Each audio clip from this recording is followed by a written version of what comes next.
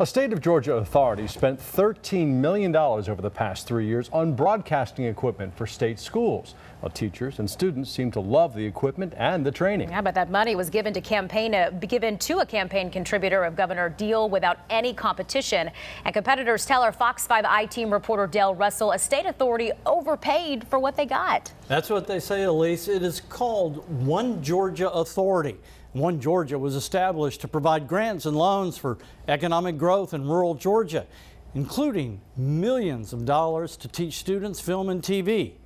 But did they get the best deal? It's Friday night, and as the band plays on and the team warms up, high school students across Georgia should be good to go. Gear up. It gets the job done quick and easy, and it's great quality. Running cable, setting tripods, getting cameras in place to capture all the action. I want to do my own stuff, filming and broadcasting sports. Check 1, 2. Many of these students and teachers got their hands on cameras and equipment like this from Georgia taxpayers. More educational, but it is fun at the same time. The students and teachers love the equipment they get at no cost to the schools. But are the taxpayers getting the best deal? The contracts were given with no competition to a campaign contributor of Governor Deal's. And competitors tell us they could have saved the taxpayers a lot of money. I'm Wayne Pearson. Welcome to Ultimate Outdoor Adventures. Wayne Pearson, seen here on this YouTube video, is best known as a longtime Outdoor Channel host. He is also CEO of ESE Networks, a high school streaming video company. Who wanted ESE? Well, I would say they were just known in the industry. They were already in the schools. The Department of Community Affairs Deputy Commissioner John Ellis says in 2014, OneGeorgia Authority gave ESE Networks the first of 3 multi-million-dollar no-bid contracts to provide equipment, training, and video storage. OneGeorgia Authority by law doesn't have to seek bids, even for a multi-million-dollar project like this. There was an urgency to get it started. It just made sense for it to go through OneGeorgia. What was the urgency? Well, we wanted to start seeing some results as quickly as possible. Less than 3 months after the first $2.5 million contract was signed, Wayne Pearson and ESE Holdings each made the maximum allowable campaign contribution to Governor Nathan Deal, a total of $12,600. What did taxpayers make of that? I don't know. I imagine there's plenty of businessmen that donate to the governor's campaign. I wouldn't say that there's necessarily a connection between a donation and this contract. An ESE spokesperson says Wayne Pearson regularly contributes to candidates and preferred Nathan Deal's candidacy to Jason Carter's. What I can say is they certainly had the money to do it.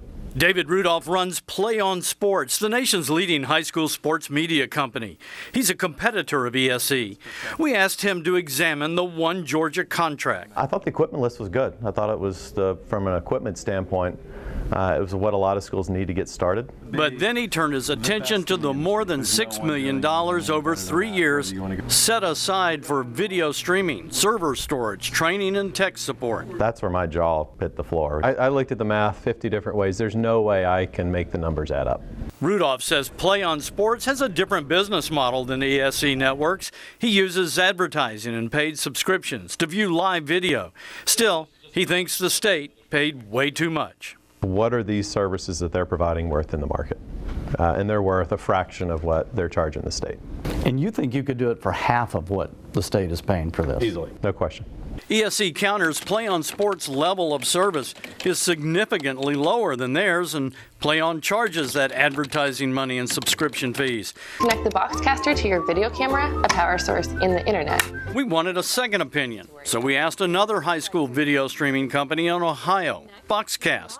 Their price was higher than Play On Sports, but they told us they could have supplied streaming video, storage, and training for 523 schools during the first 3 years and saved Georgia taxpayers at least $1.15 million.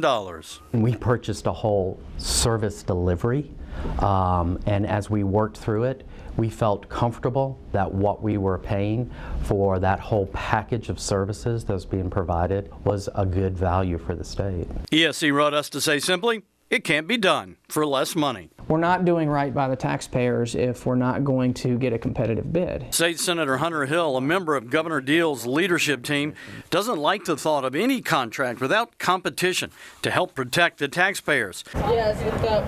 He wonders if the statute that says OneGeorgia Authority doesn't have to get competitive bids is the best way to go for taxpayers. If they're not required to make have a bid process, then we probably need to look at making them do so. Now, as we prepared this report to air, we learned that the State Department of Education also gave ESE Networks an identical $2.5 million contract. They paid even more, $30,000 per school, and again, no competitive bid. Well, it seems like there ought to be one of those. OneGeorgia, where did they come up with that price? Yeah, I've asked and asked. I still don't have a clear answer to that question. Wow. All right. Breaking it down for us. Thank you so much. Thanks, Dale.